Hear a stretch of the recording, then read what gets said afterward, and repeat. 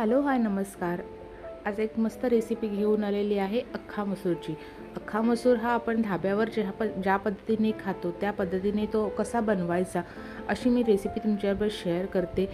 धाब्यावर बनवताना त्यांच्या ज्या काही पद्धती असतात, ज्या काही ट्रिक्स असतात की ज्या आपल्याला माहिती नाहीत, आपण रोजच्या जेवणामध्ये तशा पद्धतीने करत नाही अख्खा मसूर, अशा मी गोष्टी दाखवलेल्या आहेत. त्यामुळे व्यवस्थित व्हिडिओ स्किप न करता शेवटपर्यंत बघा.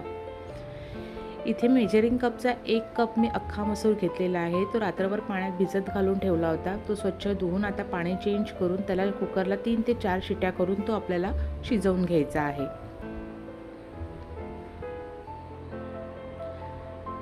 आता आपला मसूर शिजतोय तिथपर्यंत आपण बाकीची तयारीला सुरुवात करूया. इथे मी 2 ते 3 टेबलस्पून तेल घेतलेलं आहे.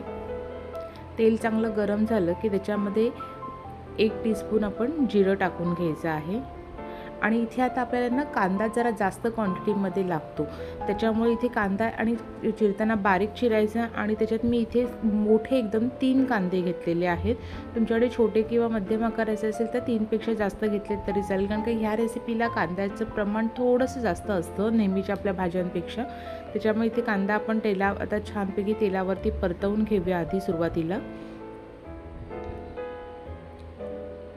त्यांची अख्खा मसूरची ग्रेव्ही कशी झटपट बनते धाब्यावरती, ती सगळी पद्धत मी इथे दाखवलेली आहे. त्याच्यामुळे अजिबात स्किप न करता व्यवस्थित बघा. इथे आपण मीठ टाकून घेतलेलं आहे.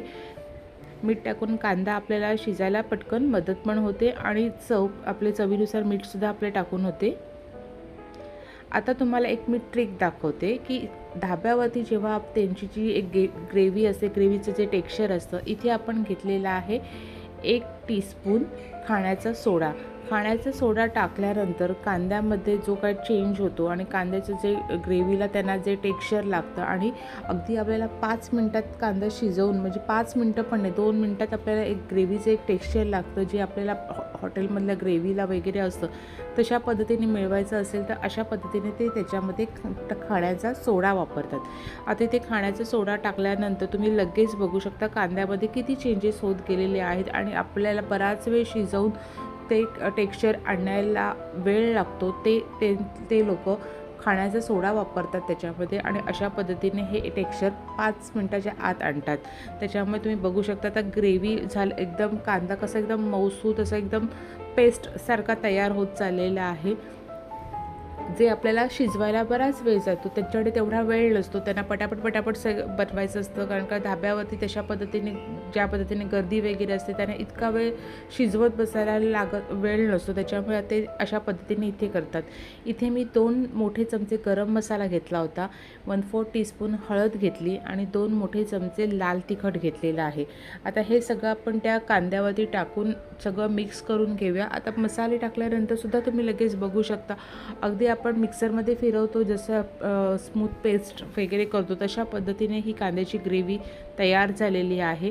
हा सगळा प्रकार आहे तो फक्त त्या खाण्याच्या सोड्यामुळे. त्यामुळे ते लोक हा खाण्याचा सोडा असा टाकून झटपट असा अख्खा मसूर आपल्याला छानपैकी टेस्टी बनवून देतात.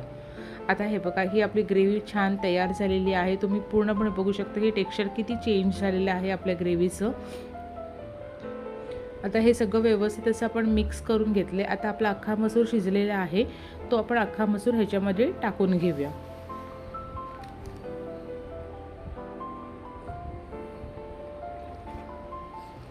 आणि आता सगळं काही व्यवस्थित असं परत एकदा मिक्स करून घेऊया.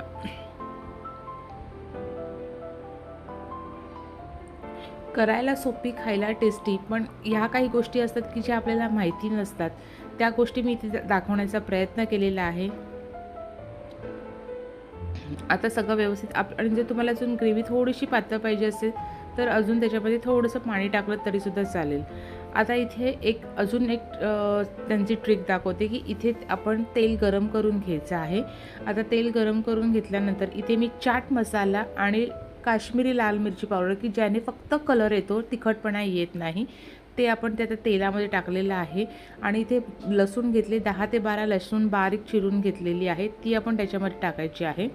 आणि आता हिरवी मिरची घेतली, पण हिरवी मिरची आपल्याला तेलात टाकायची नाही, तर ती आपण आता ग्रेव्हीमध्ये टाकलेली आहे आणि त्या हिरव्या मिरचीला मध्ये थोडीशी चीर पाडलेली आहे मी आणि त्या मिरचीवरती आपण हे तेल आहे गरम केलेलं ते त्याच्यावरती टाकून घ्यायचं आहे की जेणेकरून मिरची पण आपल्याला थोडीशी अख्खी कच्चट थोडीशी राहिली पाहिजे आणि त्याच्यात चीर पाडल्यानंतर त्याच्यात तेल केल्यानंतर त्याचा जो तिखटपणा आहे तोही त्याच्यामध्ये आला पाहिजे।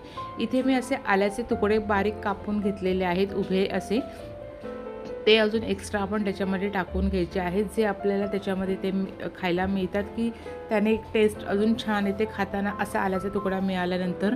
आणि अशा पद्धतीने एकदम मस्तपैकी टेस्टी असा आपण धाब्यावर मिळणारा अख्खा मसूरची रेसिपी तुमच्याकडे दाखवलेली आहे। त्यांच्यावरती कसा तो तेलाचा तवंग येतो आणि जे काही म्हणजे टेक्स्चर त्यांचं असतं ग्रेव्हीचं किंवा आपल्या मिरची वगैरे टाकून लसूण वगैरे टाकून ज्या पद्धतीचं असतं अशा सगळ्या पद्धतीने मी तुम्हाला दाखवण्याचा प्रयत्न केलेला आहे। रेसिपी आवडली असेल तर रेसिपीला लाईक करा, तुमच्या आवडत्या व्यक्तींना शेअर करा आणि चॅनलवर नवीन असेल तर चॅनल लवकरात लवकर सबस्क्राईब करा।